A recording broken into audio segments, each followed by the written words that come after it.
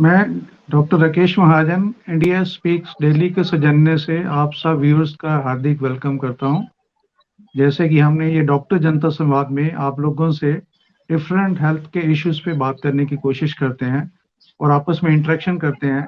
आज का हमारा टॉपिक है बड़ा कॉमन टॉपिक, हर घर का टॉपिक, जॉइंट पेन्स। इसके लिए आज हमारे साथ डॉक्टर दर्श गोयल, जो MS orthopaedics and knee replacement surgeon, और उनके साथ साथ डॉक्टर के गुप्ता, जो कि ऑर्थोपेडिक सर्जन और FRCS है। मैं आप दोनों का वेलकम करता हूं, डॉक्टर दर्श एंड डॉक्टर गुप्ता। सर, आज की डेट के अंदर कोई ही ऐसा घर होगा जिसमें ये कॉमन कंप्लेन नहीं होती कि कोई कहता जी मेरे गर्दन में दर्द हो रही है, मेरी बैक एक में दर्द हो रही है, मेरे घुटनों में दर्द हो रही है। This is very common complain in almost every house and almost in all the doctors OPD। ये दिन पर दिन इंसिडेंस ऐसा क्यों होता है, क्या बढ़ता रह रहा है? क्या ये हमारे लाइफस्टाइल से रिलेटेड है कि क्या हमारी जो जीवन शैली है उसके कारण हो रहा है और हमारे खान पान से हो रहा है? इसके लिए मैं डॉक्टर दर्श गोयल से कहूंगा कि शुरू में कुछ इसके ऊपर अपने इनपुट्स दीजिए। फर्स्ट ऑफ ऑल मैं डॉक्टर राकेश महाजन का बहुत बहुत धन्यवाद देता हूं कि उन्होंने मुझे इस प्रोग्राम के लिए इनवाइट किया और एक highly well recognised orthopaedic surgeon doctor Gupta वो भी मौजूद है हमारे साथ। और हमारी इस चर्चा का मेन जो रीजन है वो यही है कि हम किसी तरह जनता तक अपने हेल्थ को किस तरह इम्प्रूव करें, वो विचार हम पहुंचा सकें। तो जो ऑर्थोपेडिक प्रॉब्लम्स हम देख रहे हैं आजकल बहुत ज़्यादा कॉमन हो रही हैं और सबसे चिंताजनक बात यह है कि ये यंग पॉपुलेशन में भी दिन प्रतिदिन हमें ज़्यादा से ज़्यादा देखने को मिल रही है, क्योंकि कोविड पेंडेमिक के बाद देख रहे हैं कि जो लोगों की नॉर्मल एक्टिविटीज होती हैं वो काफ़ी हद तक सीमित हो गई हैं। जो नॉर्मल लोग पहले वॉक वगैरह पे जा सकते थे, एक्सरसाइज करते थे, जिम वगैरह जाते थे, किसी ना किसी तरह इस कोरोना महामारी में वो सारी चीजें बहुत अफेक्ट हुई हैं, जिससे लोगों की जीवन प्रणाली में बहुत ही चेंजेस आए हैं। हमारे खान पान में चेंजेस आए हैं, हमारी एक्टिविटी डे बाय डे कम हो रही है।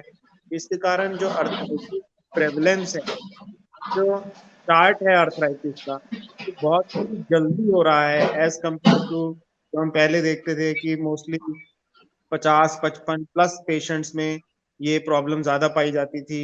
लेकिन अब हर व्यक्ति, हर उम्र के व्यक्ति में ये प्रॉब्लम हमको देख मिल रही है। वर्क फ्रॉम होम कल्चर ने भी गर्दन के पेन, कमर के दर्द बिकॉज ऑफ बैड पोस्चर बहुत ज्यादा बढ़ा दिए हैं।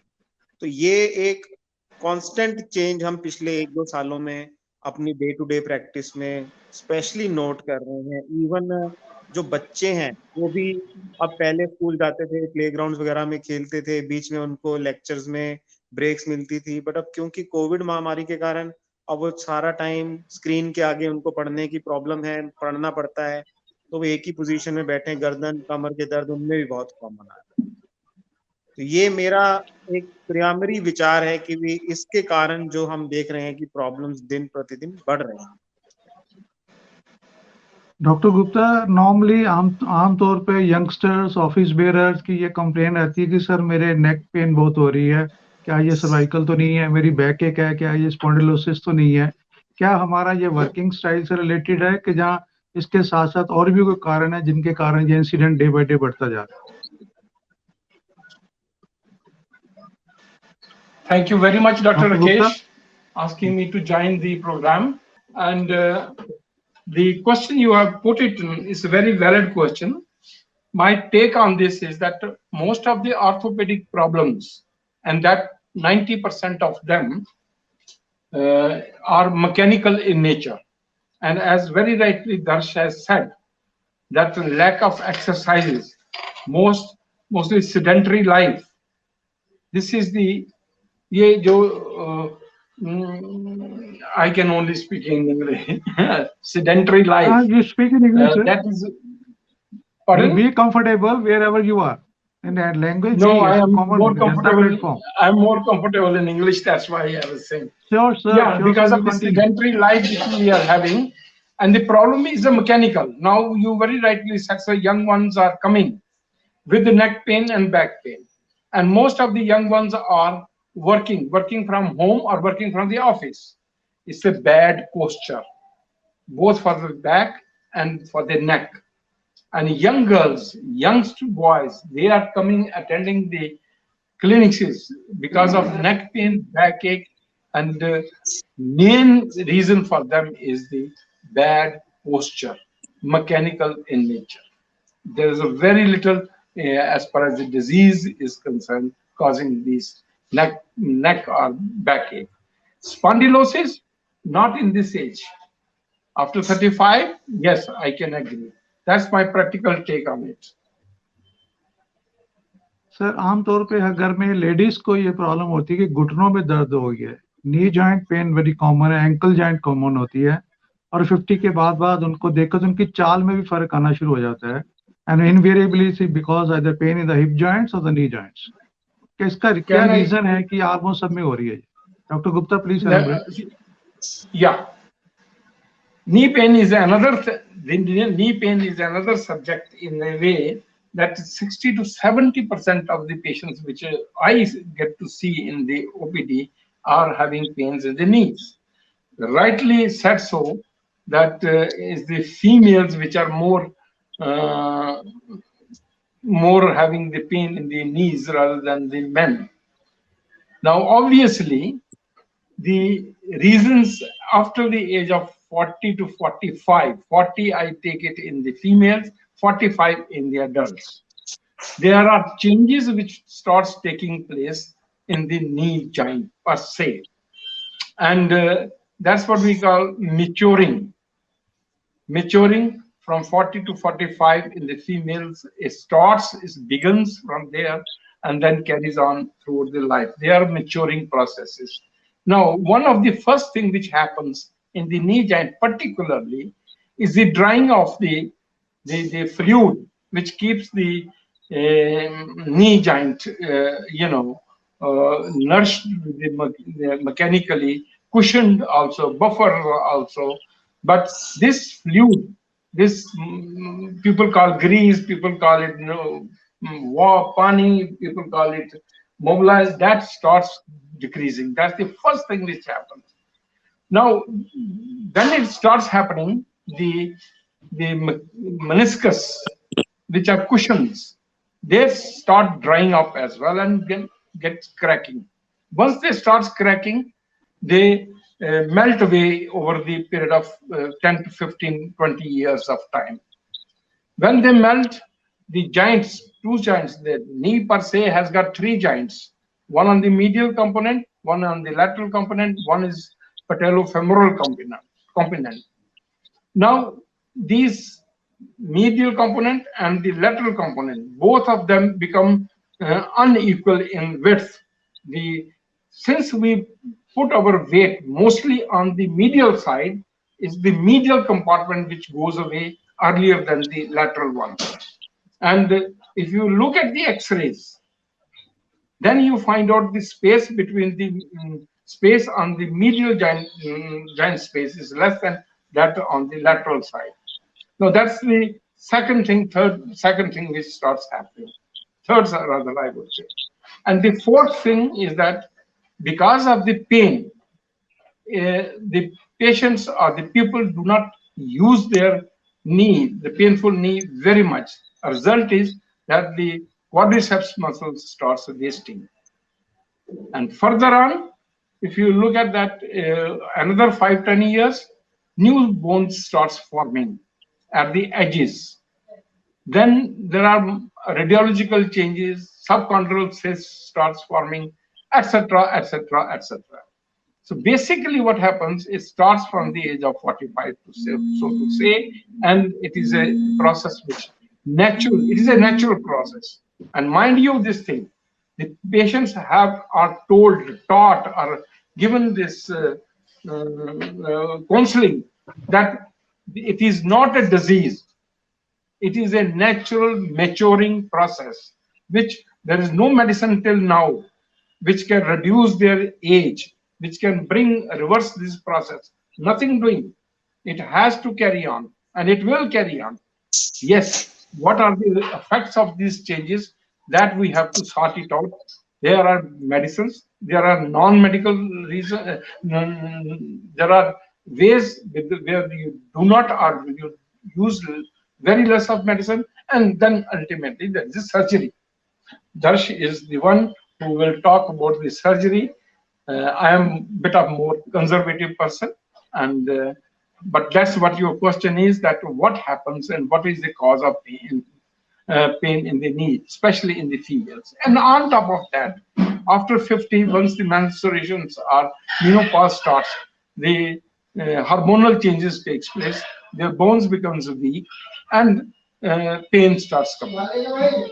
Now, if you want me to talk about the symptoms, and then I will talk. Quite extensive आपने समझा दिया, रिप्लाई दिया, और जनता के लिए ये काफी एक एजुकेटिव होगा, पर उसको समझने के लिए भी उनको थोड़ा सा टाइम देना होगा। सर, मेरा अगली ये आम तौर पे लोगों की ये होती है कि हम डॉक्टर के पास जाते हैं, हड्डियों वाले डॉक्टर के पास जाते हैं। मैं तो गया था जी, मेरे जॉइंट पेन्स है, हाथों में सूजन आ गई है, स्वेलिंग हो गई है, थोड़ी सी मूवमेंट में दिक्कत है, जो आम कंप्लेन होती है। तो डॉक्टर दर्श, क्या ये डॉक्टरी तौर पे, कई डॉक्टर कहते हैं जिसको रोमेटिक आर्थराइटिस है, कोई कहता है, कई बार होता है जी रोमेटॉइड आर्थराइटिस कहते हैं, कोई गाउट विद आर्थराइटिस कहते हैं, कोई एसएलई कहते हैं।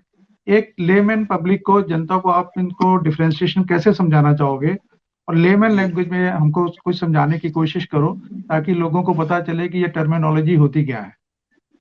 जी सर, जी देखिए सर, जो बेसिकली आर्थराइटिस है, ये इसका बेसिक मतलब ये है कि जो हमारी दो हड्डियां जोड़ को बनाती हैं, और उसके ऊपर जो कार्टिलेज, एक झिल्ली की लेयर होती है, जिसके कारण जोड़ों की मूवमेंट आराम से जोड़ एक दूसरे के ऊपर मूव करते हैं, जब वो झिल्ली नुमा कार्टिलेज घिस जाती है, उसको हम आर्थराइटिस कहते हैं। अब जैसे किसी गाड़ी के टायर हैं, जब हम नई गाड़ी खरीदते हैं तो उसके टायर होते हैं, उनमें अच्छी रबड़ होती है। जैसे जैसे हम गाड़ी चलाते हैं, गाड़ी की एज होती है, तो उसके ऊपर से वो जो रबड़ है वो घिसना शुरू हो जाती है। तो एक तरह से उसी तरह हमारे घुटनों में, हमारे कोहनी में, हमारे कंधे में, हमारे हिप जॉइंट में, हर जगह पे उसी रबड़ नुमा एक चीज होती है जिसको कि कार्टिलेज बोला जाता है। ये घिसने के कारण इसको आर्थराइटिस बोला जाता है, और घिसने के कई कारण हो सकते हैं। अब उन कारणों के ऊपर हम उस आर्थराइटिस का नाम रख देते हैं। जैसे कि अगर वो नेचुरली घुटना घिस रहा है, किसी ने 60 साल घुटने का अच्छा इस्तेमाल किया है, और उसके अंदर वीर एंड टियर, जो भी उसके अंदर उसके मूवमेंट के कारण घिसावट आनी है, वो एज रिलेटेड घिसावट है, उसको हम ऑस्टियोआर्थराइटिस बोलते हैं। इसका मतलब है कि हड्डियां जो नेचुरली घिस रही हैं उम्र के। कुछ पेशेंट्स के अंदर ब्लड के अंदर एक बीमारी होती है जिसको ऑटो इम्यून डिजीज बोला जाता है, उसको रूमेटॉइड आर्थराइटिस बोलते हैं, जिसको बोलते हैं कि ये गठिए की तकलीफ है। तो जो रूमेटॉइड आर्थराइटिस है, रूमेटॉइड आर्थराइटिस के अंदर हमारे जो ब्लड के अंदर कुछ एंटीबॉडीज बननी शुरू हो जाती है, जो हमारे जोड़ों के ही खिलाफ काम करती हैं। हमारे पेशेंट के ही अंदर वो बनती हैं और पेशेंट के ही जोड़ों को वो खराब करती हैं। उसको रूमेटॉइड आर्थराइटिस कहा जाता है। उसके लिए हमारे ब्लड टेस्ट होते हैं, रूमेटॉइड फैक्टर, एंटी-सीसीपी, जिसके अंदर ईएसआर, सीआरपी डॉक्टर लोग टेस्ट करवाते हैं, ताकि हमें पता लगे कि क्या ये पेशेंट गठिया बाय से पीड़ित है कि नहीं। रूमेटॉइड आर्थराइटिस बेसिकली गठिया बाय को बोला जाता है। एक गठिया होता है जो यूरिक एसिड ज्यादा बढ़ने से होता है, जिसको कि गाउटी आर्थराइटिस बोलते हैं। उसके अंदर हमारे शरीर के अंदर जो यूरिक एसिड है वो यूरिया में कन्वर्ट नहीं हो पाता, जिसके कारण उसके तीखे क्रिस्टल जो है वो हमारे जोड़ों में जमा होने शुरू हो जाते हैं, और वो तीखे क्रिस्टल उस झिल्ली नुमा कार्टिलेज को खराब करते हैं। तो वो जब रीजन होता है आर्थराइटिस का, तो उसको गाउटी आर्थराइटिस बोलता है। इसी तरह और भी बहुत सारे seronegative arthritis, SLE arthritis, psoriatic arthritis, तो जो जो बीमारी उसका कारण है आर्थराइटिस का, उसका नाम दे दिया जाता है। पर हर बीमारी में एक बेसिक चीज सेम है, जोड़ के अंदर जो कार्टिलेज है वो हमारी खराब हो। ज्यादातर आर्थराइटिस जो हमारी पॉपुलेशन में देखा जाता है, 90 to 95%, वो ऑस्टियोआर्थराइटिस होती है, जो कि एक उम्र के साथ आता है। ये एक एजिंग प्रॉब्लम है, ये कोई बीमारी नहीं है।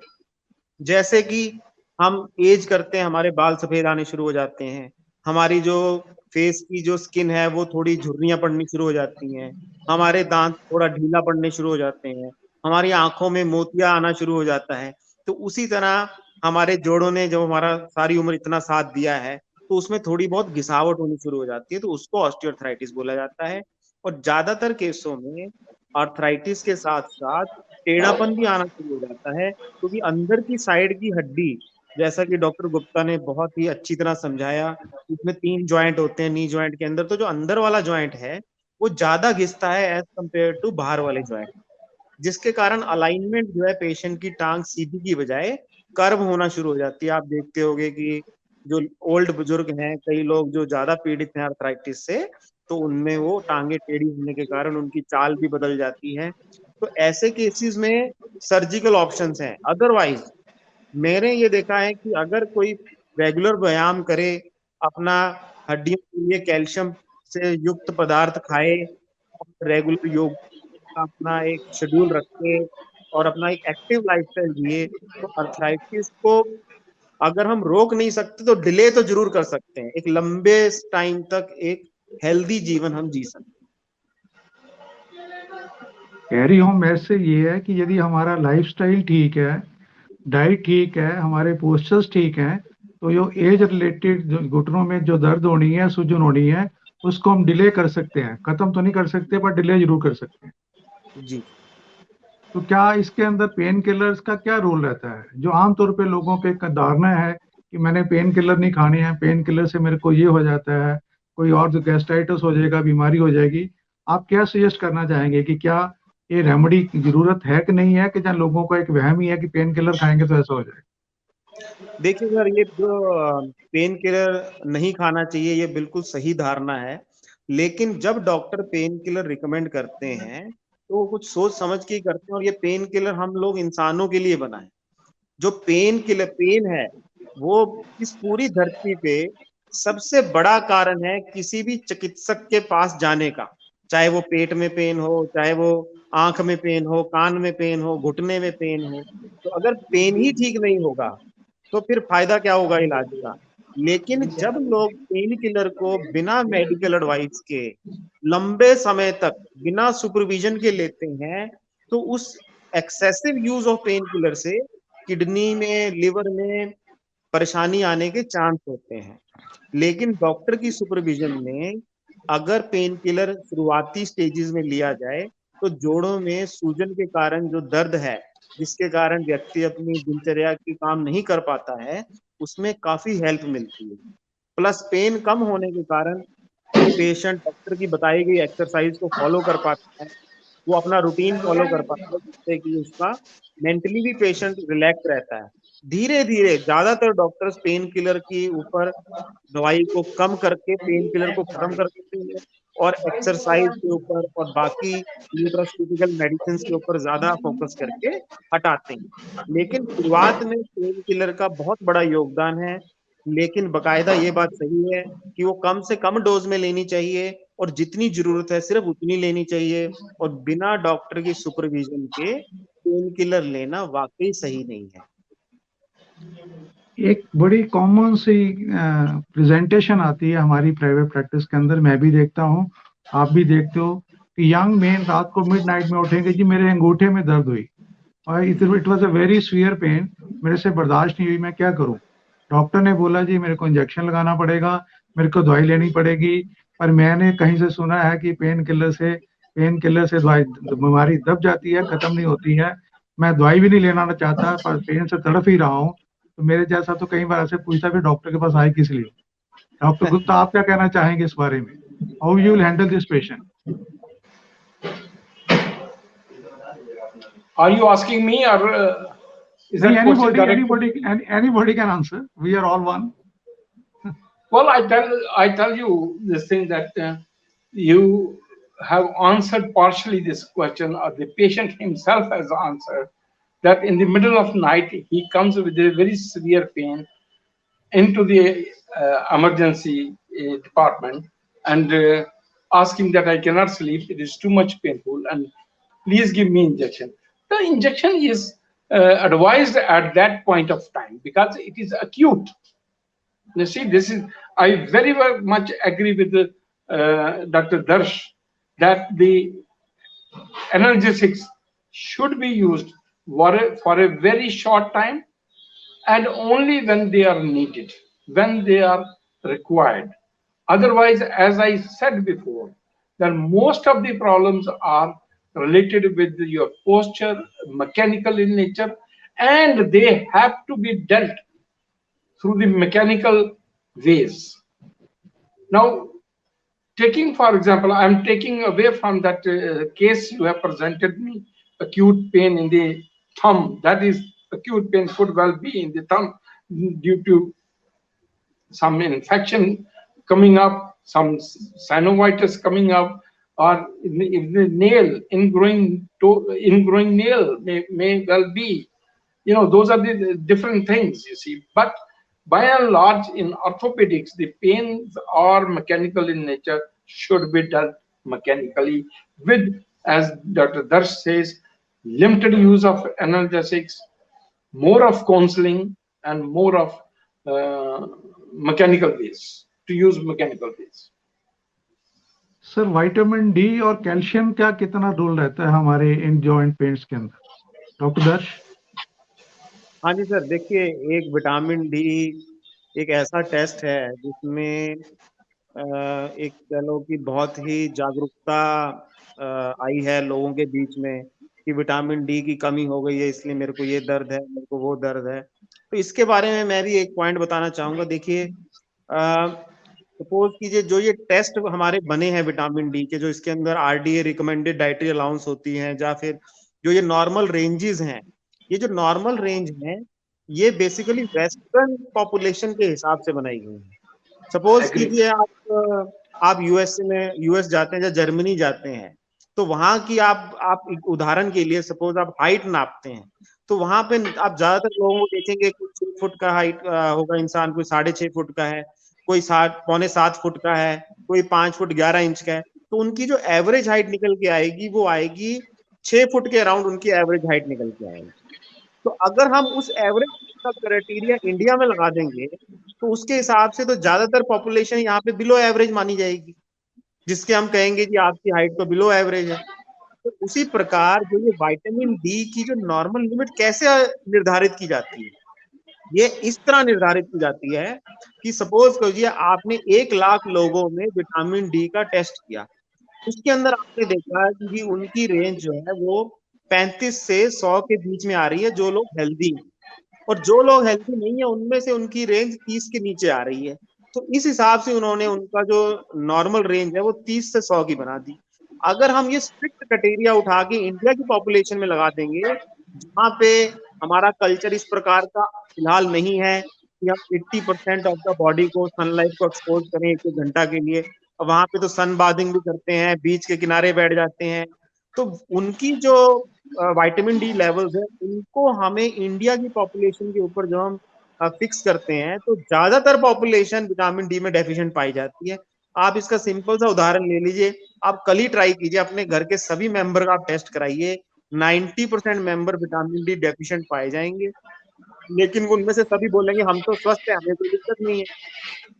तो मेरा ये कहना है कि जब विटामिन डी काफी हद तक कम हो, सिंगल डिजिट में आ जाए वैल्यू, या फिर 12, 13, 15 के अराउंड हो, तब हमें ज्यादा कॉशियस होना चाहिए। ये नहीं है कि भी 32, 33 पे ही हम पेशेंट को विटामिन डी सिंथेटिक दवाइयां खिलानी शुरू कर दें। तो ये मैंने ओपिनियन देखा है कि जनरली पेशेंट्स, इवन आप जैसे कोई पेशेंट आया जिसको कोई परेशानी है, उसने बोला जी मेरा विटामिन डी लेवल कम है, मेरा विटामिन डी लेवल 35 आया जिसके कारण मुझे बहुत हानि हो रही है, तो अगले दिन अगर आप उसके हेल्दी अटेंडेंट का भी कराएंगे, हो सकता है उसका भी 32 ही आए। तो ये तो देखो एक कह लो विचारधारा में थोड़ा सा डिफरेंस है। तो अगर हम विटामिन डी पर से की बात करें तो विटामिन डी एक बहुत ही इंपॉर्टेंट है vitamin. It is the only vitamin जिसका हार्मोनल एक्शन होता है। Not all other vitamin don't have an hormonal action, सिर्फ एक विटामिन डी का हार्मोनल एक्शन है, और ये हमारी हड्डियों में कैल्शियम की एंट्री को रेगुलेट करता है। तो अगर किसी पेशेंट में कैल्शियम काफी है लेकिन विटामिन डी की कमी है, तो उसका भी कोई बहुत ज्यादा फायदा नहीं है। जब तक विटामिन डी नहीं रहेगा तो हमारी हड्डियों के अंदर कैल्शियम की एंट्री में परेशानी है। तो इसलिए कॉम्बिनेशन में विटामिन डी और कैल्शियम एक अच्छी मात्रा में होना बहुत जरूरी है। आप देखोगे कि जब विटामिन डी एक अच्छे लेवल से नीचे चला जाता है तो मोस्टली पेशेंट को जोड़ों कई जोड़ों में दर्द होने शुरू हो जाते हैं। और बड़ी एक कॉमन कंप्लेंट आती है कि जी जब मैं सुबह उठता हूं तो मेरे सभी जोड़ों में थोड़ा दर्द हो रहा होता है, जब मेरी मूवमेंट स्टार्ट हो जाती है तो मेरा दर्द काफी हद तक ठीक हो जाता है। जहाँ मैं जब 2 घंटे बैठ के उठता हूँ तो उस टाइम मेरे घुटनों में, मेरे कंधों में थोड़ी परेशानी होती है, लेकिन जब मेरी मूवमेंट आने लगती है तो मेरी परेशानी थोड़ी सी बेटर हो जाती है। तो ऐसे केसेस में विटामिन डी सप्लीमेंटेशन बहुत हेल्प करता है। अगर किसी पेशेंट में फ्रैक्चर हो, और फ्रैक्चर यूनियन के लिए हमें पता है कि कैल्शियम की मात्रा सही जगह पे पहुंचनी बहुत जरूरी है, तो हमें उनमें विटामिन डी का मात्रा अच्छी रखनी बहुत जरूरी है। बच्चों में एक बीमारी होती है जिसको रिकेट्स बोला जाता है, जिसमें बहुत ही कम लेवल विटामिन डी के होने से उनकी जो ज्वाइंट की ग्रोथ है वो खराब होती है, तो उनमें भी विटामिन डी लेवल बहुत ज्यादा जरूरी है। पर ये एक ऐसी चीज है जो थोड़ी कॉशन के साथ लेनी चाहिए। ये नहीं है कि थोड़ा भी टेस्ट ऊपर नीचे आया और हमने 6 महीने के लिए विटामिन की दवाइयां शुरू कर दी, ये नहीं होना चाहिए। तो आई थिंक विटामिन डी को जुडिशली यूज करना चाहिए for the betterment of the patient. सिर्फ एक रिपोर्ट के बेस पे हम एक सिंथेटिक दवाई को शुरू कर दें, ये मेरे हिसाब से थोड़ा सोचने विचार कर। आपके विचारों से ये है कि हमको जो भी मेडिसिन यूज करनी है, चाहे वो विटामिन डी है, चाहे वो पेन किलर है, पेन किलर की एक्टिव है जैसे NSI non steroid active tablet है, तो सारे जुडिशियली यूज करने चाहिए and under the supervision of A doctor और क्वालिफाइड पर्सन। अच्छा, आप ये बताइए कि हमारे ट्रॉपिकल जैसे हमारा एरिया है दिल्ली के अंदर, कितने टाइम का जो सन एक्सपोजर होता है जो ये कहता है कि विटामिन डी हमारी बॉडी में एडिक्वेट बनाएगा, इसका कोई रेलेवेंस, कोई स्टडी या कोई गाइड आप देना चाहेंगे? जी सर, इसमें सर बहुत सी स्टडीज की गई हैं, और एक्चुअली कोई भी स्टडी में इतना कंसेंसस नहीं क्रिएट हुआ है। बट बोला ये जाता है कि मॉर्निंग जो धूप होती है, अगर उसको हम 45 मिनट से 90 मिनट्स तक लगातार लेते हैं और एटलीस्ट 75% बॉडी सरफेस हमारा एक्सपोज हो, तो जाके एडुक्यूट पर डे की विटामिन डी हमारे शरीर में जनरेट होती है, जो कि एटलीस्ट एक दिल्ली जैसे शहर में थोड़ा सा हमारे लिए बहुत ही कठिन है। लेकिन फिर भी हम पेशेंट को एडवाइस करते हैं कि भी जितना थोड़ा बहुत टाइम मिले पेशेंट को धूप में जरूर बैठना चाहिए, व्यायाम करना चाहिए, और एटलीस्ट एक मॉर्निंग वॉक जो है इस चीज में काफी हेल्प करती है कि किसी तरह अगर एक मॉर्निंग वॉक का शेड्यूल बनता है पेशेंट का, तो एक पंथ दो काज होते हैं, पेशेंट की मूवमेंट्स भी होती हैं, एक्टिविटी भी होती है, सुबह की फ्रेश एयर में उसकी जो रेस्पिरेटरी सिस्टम है वो भी क्लियर होता है, प्लस जो सुबह की धूप है उसका भी सेवन कर पाता है पेशेंट, जो कि स्किन के ऊपर गिरने से हमारी स्किन के नीचे vitamin D as a create होता है। डॉक्टर गुप्ता, आपका क्या विचार है इसके ऊपर? Well, you are right. I was in one of the conferences, and Dr. Marwa, who has done a lot of work on vitamin D, is from Marwa, is well-known doctor from AIMS, professor, and he's written some books on it also. But consensus over there about the exposure, they said 20% of the body, if it's exposed for 20 minutes daily, between the period of 10 a.m. to 2 p.m. That is sufficient. That's what the consensus came.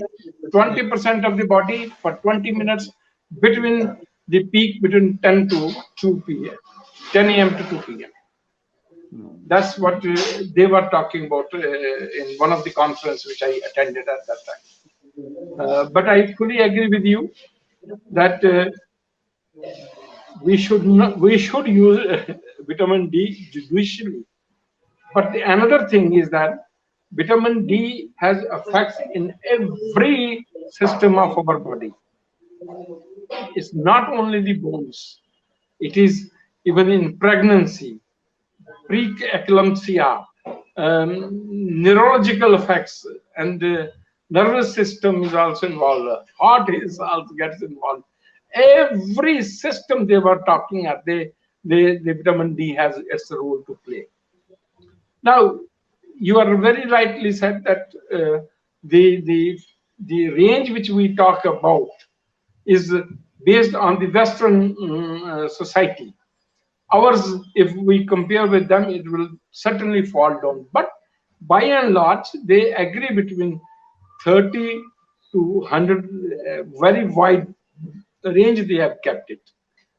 But if one maintains between 50 to 60, I think he does not need to go and touch 100. And yes, evidence-based prescribing vitamin D should be evidence-based. Blood tests must be done before we just start the vitamin. This is my opinion about it. And yes, it helps in calcium absorption and putting them into the calcium into the bone. That's precisely what it does, and that's what it is. Yeah, and there was also talk about toxicity about this vitamin D toxicity, and it is agreed upon that till the figure reaches 150 or more than 150, there's no toxicity.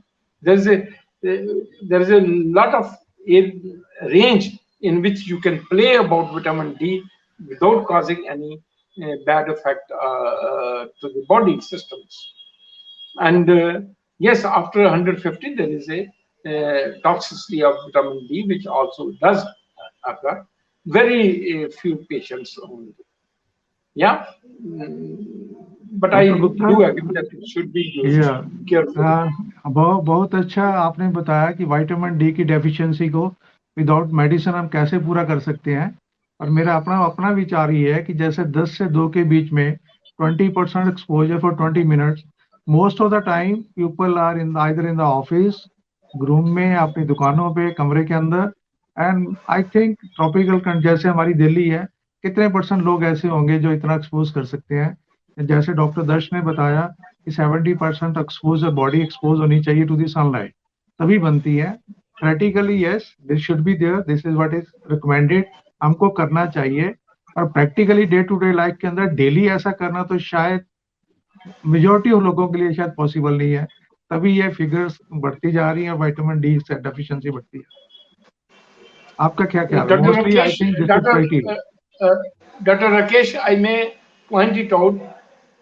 When I said 20 minutes for 20 minutes for 20% of the body exposure, mostly I was concentrating on the pediatrics children. If the children's, that's where that's where the stress was put on, that all the children, kids, they should be exposed 20 minutes at least, and their body 20%. For between 10 to 2, because particularly before they are in the school going age. Yes, before they are school going age. Agree. It should be exposed, and rather it is suggested, ये भी कहा जाता है कि यदि बच्चे का massage करना है और बाहर मौसम ठीक है तो धूप में हो तो और भी अच्छा रहेगा, जैसे हमारे घर में पहले लोग किया करते थे। पुराने जमाने में यही होता था। पुराने जमाने में यही होता था कि सनलाइट होती थी, खुले घर होते थे, मल्टी स्टोरी बिल्डिंग नहीं होती थी, बाहर दादी लेके बैठते थे, मसाज करते थे, and child feel to happy. अच्छा, आज की डेट के अंदर सर ये देखा गया कि कोविड के कारण और ये अब जैसे ये डेंगू है जिसको हम थ्रोम्बोसाइटोपिनिया कहते हैं, प्लेटलेट कम होने के कारण, क्या इनके कारण भी जॉइंट पेन्स और शरीर में दर्दें बढ़ती हैं? एनी वन ऑफ यू जो भी आंसर देना चाहे। सर बेसिकली जो पोस्ट वायरल अर्थराल्जिया है, ये सिर्फ डेंगू में नहीं है, ये कई वायरल फीवर में, जैसे कि चिकनगुनिया हुआ, अपना डेंगी हो गया, इवन पोस्ट कोविड भी एक तरह से वायरल फीवर ही है, और वायरल फीवर से अलग नहीं आता, जिसमें वायरस का नाम कोरोना वायरस है, इसी तरह डेंगू वायरस है और चिकनगुनिया वायरस। तो बेसिकली जो वायरस होता है ये हमारी शरीर की जो इम्यूनिटी है इसके ऊपर चोट करता है, और जो शरीर की इम्यूनिटी है वो हमारे जोड़ों को स्वस्थ रखने में बहुत बड़ा रोल प्ले करती है। जब हमारी शरीर की रोग को रोकने की जो प्रणाली है वो इफेक्ट हो जाती है तो हमारे जोड़ों में पेन्स आते हैं। डेंगू का तो दूसरा नाम ब्रेक बोन फीवर भी बोला जाता है। तो ये जो डेंगू है, चिकनगुनिया है, कोरोना है, इन सब में ही पोस्ट वायरल अर्थराल्जिया कॉमन पाया गया है। इवन चिकनगुनिया तो इतना ज्यादा फेमस था पोस्ट वायरल अर्थराल्जिया के लिए कि पेशेंट कहता था कि मैं खाना खाने के लिए रोटी का टुकड़ा जब अपने मुंह में डालता हूं तो मेरी कोहनी में इतना सीवियर पेन होती है, रोटी खाने का मन नहीं। ये जो सभी वायरल फीवर है, इवन एक नॉर्मल वायरल फीवर भी हमारी बॉडी को जो एक करता है, जब जनरल मलेज और अर्थाल्जिया होता है, तो वो सबके साथ कॉमन है। इसके लिए हम मोस्टली जो रिकमेंड किया जाता है वो ये है कि आप हल्का व्यायाम शुरू करें ताकि जोड़ों की मूवमेंट स्टार्ट हो, मसल्स के अंदर ब्लड सप्लाई बढ़े। दूसरा, हाइड्रेशन इसमें एक बहुत बड़ा रोल प्ले करती है, क्योंकि पोस्ट वायरस हमारे शरीर में बहुत टॉक्सिन जमा हो जाता है।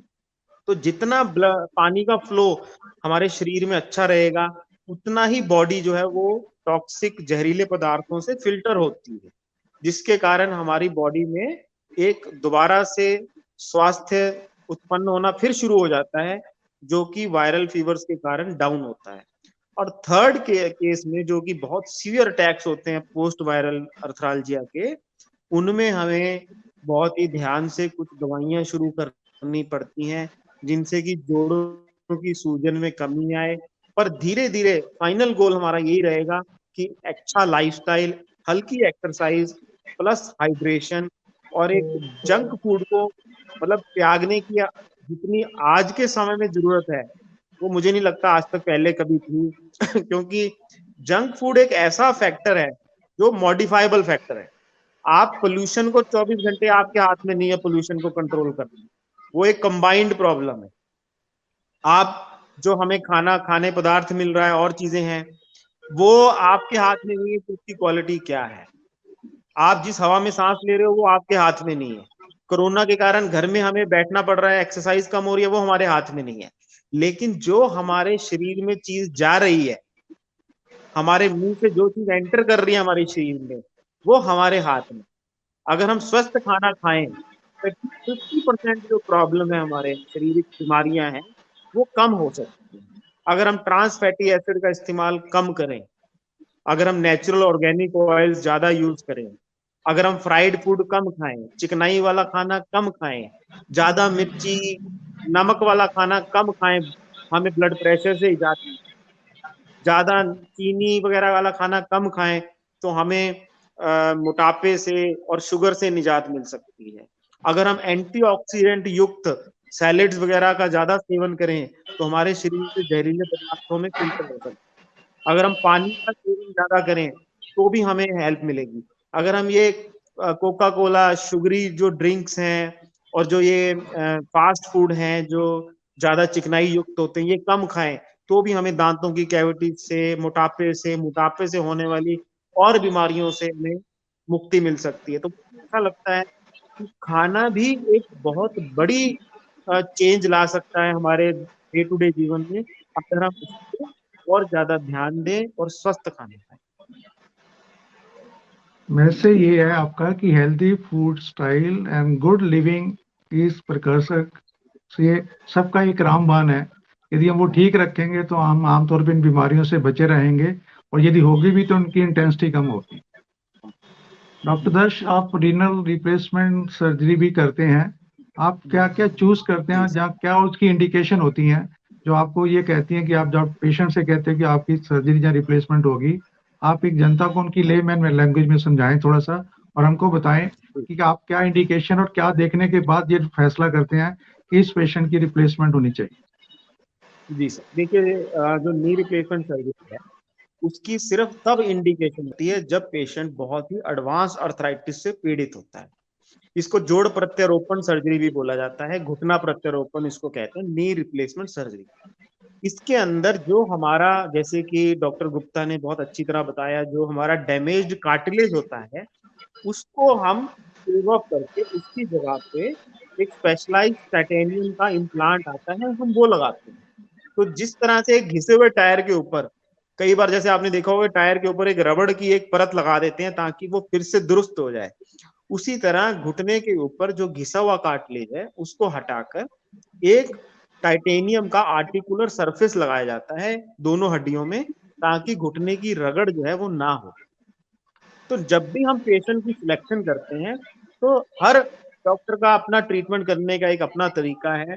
जो मेरा तरीका ये रहता है कि पेशेंट जो है वो अपनी सर्जरी खुद अर्न करे, अपनी सर्जरी कमाए, ना कि हम उस पर थोपे कि हाँ जी आपका नी रिप्लेसमेंट होना है।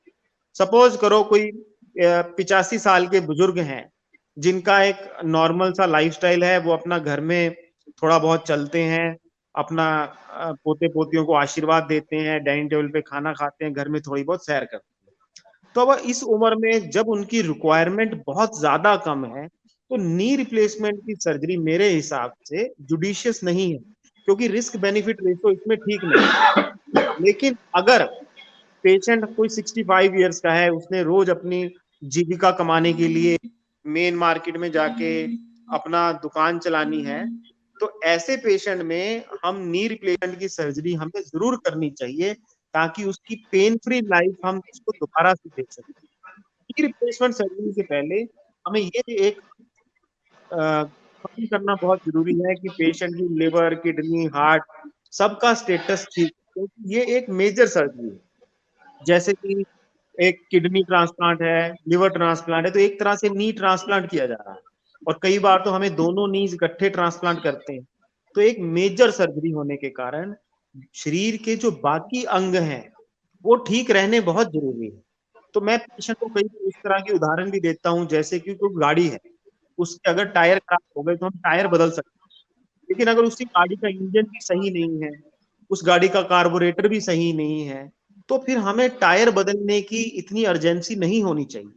अगर पेशेंट हमें लगता है कि भी उसको हार्ट इश्यूज हैं, उसको लिवर कार्डियक इश्यूज हैं, तो वो एज ए वाइटल ऑर्गन हमें उनको ज्यादा प्रेफरेंस देनी चाहिए, और पेशेंट को अनड्यू रिस्क देके नी रिप्लेसमेंट सर्जरी की तरफ हमें नहीं जाना चाहिए। लेकिन अगर पेशेंट के बाकी सभी अंग ठीक काम कर रहे हैं, और पेशेंट सिर्फ नी पेन के कारण बहुत ज्यादा दर्द और ग्रस्त है, जिसके कारण वो अपनी रोज की एक्टिविटीज नहीं कर पा रहे हैं, मेंटली भी पेशेंट डिस्टर्ब होने लगता है कि भी मैं तो पहले सब काम कर पाता था, अब मैं 2 कदम नहीं चल पाता हूँ, तो ऐसे केस में नी रिप्लेसमेंट सर्जरी एक वरदान की तरह साबित होती है। पेशेंट की लाइफ बहुत बेहतर बन जाती है पहले के मुताबिक। जो पहले नी रिप्लेसमेंट के रिजल्ट्स थे, उसके मुताबिक अब रिजल्ट्स बहुत बेटर है। अब टेक्नोलॉजी बहुत एडवांस हो गई है। मोस्ट केसेस में हम अगले ही पेशेंट को खड़ा कर देते हैं, और थर्ड डे हम पेशेंट को स्टेयर क्लाइंबिंग करा देते हैं। फोर्थ डे पेशेंट अपने खुद बिना वॉकर के चलाते हैं, पेशेंट वॉश सब इंडिपेंडेंट जाना शुरू हो जाता है। लेकिन ये सर्जरी उन्हीं के लिए सीमित रखनी चाहिए जिनको इसकी आवश्यकता है। ये नहीं है कि ग्रेड 2 या ग्रेड 3 में हमें इस सर्जरी के बारे में सोचना चाहिए। जब हर चीज फेल हो जाए, लुब्रिकेटिंग जेल के इंजेक्शन नहीं काम कर रहे पेशेंट के अंदर, एक्सरसाइज भी पेशेंट ने बहुत कर ली है, मेडिसिन भी काम नहीं कर रही हैं पेशेंट को, पेशेंट की घुटने में डिफॉर्मिटी इतनी ज्यादा आ गई है कि बाकी कोई थेरेपी काम नहीं कर रही है, तो ये सर्जरी एक वरदान की तरह साबित हो सकती है। पर मैं फिर से कहूंगा, ये सर्जरी हम कई बार 102 साल में भी कर देते हैं, जब पेशेंट की सभी इंडिकेशन ठीक हो, और रिजेक्ट करने को हम कई बार 55 साल के पेशेंट को भी रिजेक्ट करना पड़ता है, जो हमें लगता है कि आगे जाके उस सर्जरी की प्रॉपर देखभाल नहीं कर। मोटापा क्या इसके लिए बहुत बड़ी कंट्राइंडिकेशन है? देखिए डॉक्टर, पहले मोटापे को एक मेजर कॉन्ट्राइंडिकेशन माना जाता था, लेकिन अब 100 से 110 केजी वेट तक हम इजीली ऑपरेशन करते हैं, और अच्छी उसकी ड्यूरेबिलिटी रहती है। इनसे ऊपर के वेट के अंदर हम एडवाइस करते हैं कि बैरिएट्रिक सर्जरी पेशेंट की कराई जाए।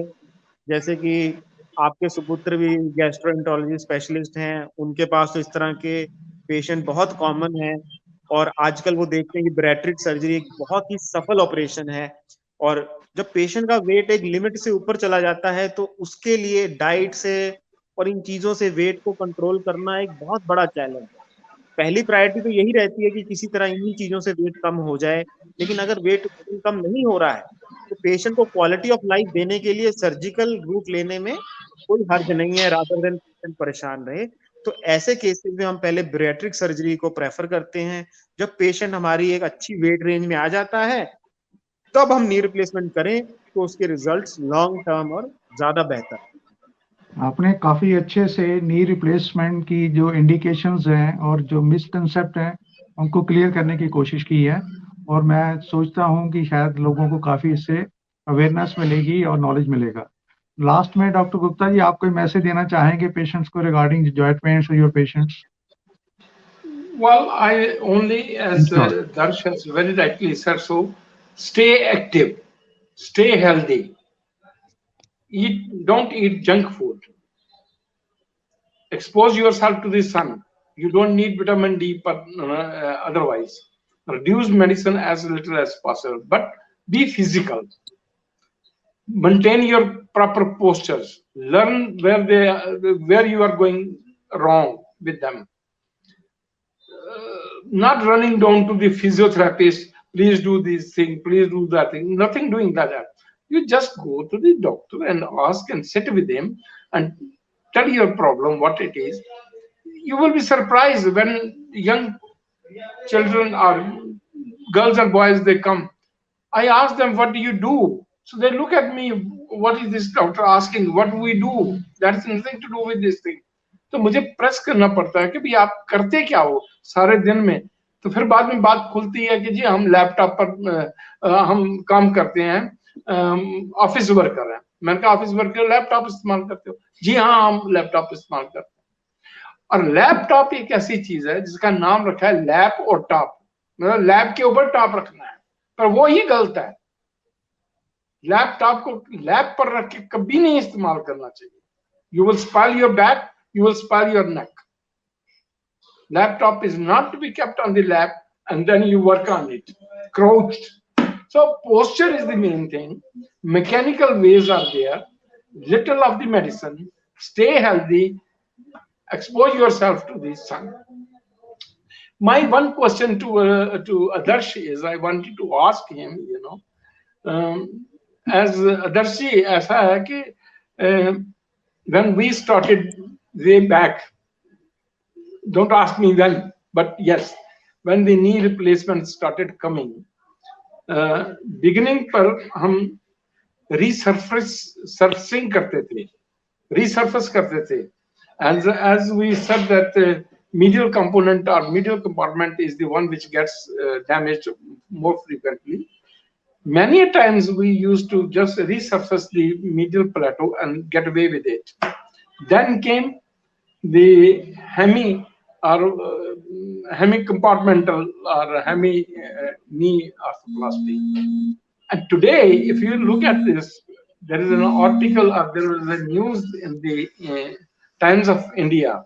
Somebody has been doing unicompartmental this replacement, and I still have this question that unicompartmental you should only do if both femoral condyles and the medial tibial component is damaged. But if the tibial, which takes the brunt of it, if that is the only one, then you don't need to touch and resurface the femoral condyle. Do you agree with me or not? हाँ जी doctor साहब, हम आप बिल्कुल सही कह रहे हैं. तो मैं भी यूनिक कंपार्टमेंटल रिप्लेसमेंट करता हूं, पर मोस्टली उसकी जो इंडिकेशन है वो एंटीरियो मीडियल आर्थराइटिस को ही हमने रखा है, और उसके बहुत एक्सीलेंट रिजल्ट्स हैं क्योंकि लिगामेंट्स को हम सेव कर लेते हैं. तो that is the thing. Yeah, that is the main thing. Yeah, मैं डॉक्टर राकेश महाजन का बहुत बहुत धन्यवाद देता हूं कि उन्होंने इंडिया स्पीक्स डेली में एक बहुत ही रेलेवेंट टॉपिक को उठाया और आज उसके बारे में हमारी जो जनता है, हमारी पब्लिक को अवगत कराया, और बहुत ही रेलेवेंट क्वेश्चंस थे जिससे कि हम भी अपना मैसेज बहुत इजीली पब्लिक तक पहुंचा पाए. और senior orthopaedic surgeon doctor Gupta भी हमारे साथ जुड़े. तो thank you very much sir for providing this opportunity. It's a quite vast subject, बहुत वास्ट सब्जेक्ट है. हमने थोड़े से समय में थोड़ा सा टूरी के अंदर टच करने की कोशिश की है, और हमारा ये प्रयास रहेगा कि आगे इन टॉपिक्स को थोड़ा सा वास्ट लेके और बड़े प्लेटफॉर्म पे डिस्कस करेंगे, ताकि लोगों की क्वेरीज और डिस्कशंस जो हैं उसको हम बड़े कॉर्डियल एटमॉस्फेयर में अंदर डिस्कस करें कि होता क्या और हमको करना क्या है. नटशेल कैरी मैसेज वही है कि वी शुड बी एक्टिव. एक layman language, B rough and tough. Enjoy करो लाइफ को, फूड को एंजॉय करो, पर जिंदगी शरीर को चलाओ जरूर. लग्जरी को एंजॉय करो पर with in limits and with in limited resources. आप सबका बहुत बहुत धन्यवाद दोनों को, डॉक्टर गुप्ता और डॉक्टर दर्श। आप लोग जाए और इंडिया स्पीक्स डेली के अंदर आप सबका एक बार फिर अभिनंदन। Thank you very much. That will be a pleasure. Thank you, See sir. you, Thank you. Okay. Thank you, Thank sir. you very much.